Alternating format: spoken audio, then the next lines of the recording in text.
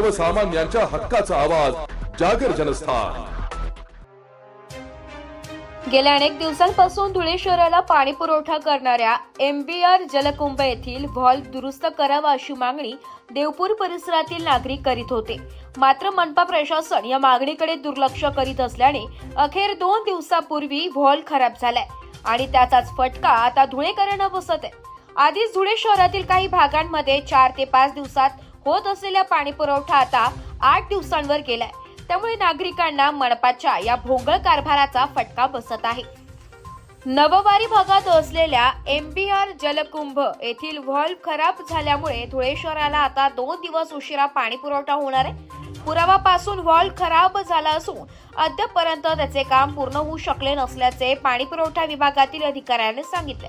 त्यामुळे सुभाषनगर भागात भुई गल्ली, पंजाब व जुनी भिलाटी परिसर धुळेकरांना पाण्यासाठी पैसे खर्च करून टँकर मागवावे लागत असल्यामुळे धुळेकरांनी धुळे मनपाच्या आयुक्तांकडे या समस्येवर लवकरच तोडगा काढावा अशी मागणी केली आहे।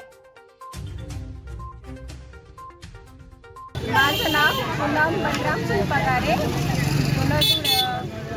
भागात 8 दिवसापासून इथं पाणी नाही आहे। आम्ही हे टँकर मागवलं आहे स्वतः पैसे खर्चून।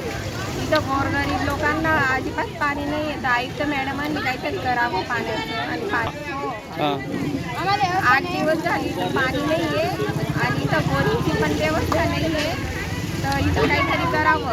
आणि दरवेळेस पाणीचा प्रॉब्लेम राहतो। पाणी 7 दिवसात 8 दिवसात असं पाणी येतं आणि ते दुपारपर्यंत येतं, लगेच चाललं जातं। केव्हा पण पाणी येतं, रात्री केव्हा पण पाणी आयुक्त मॅडमांना आमची विनंती, पाण्याची लवकर व्यवस्था करून द्यावी। जागर जनस्थानसाठी प्रतिनिधी रूपक बिरारी, धुळे।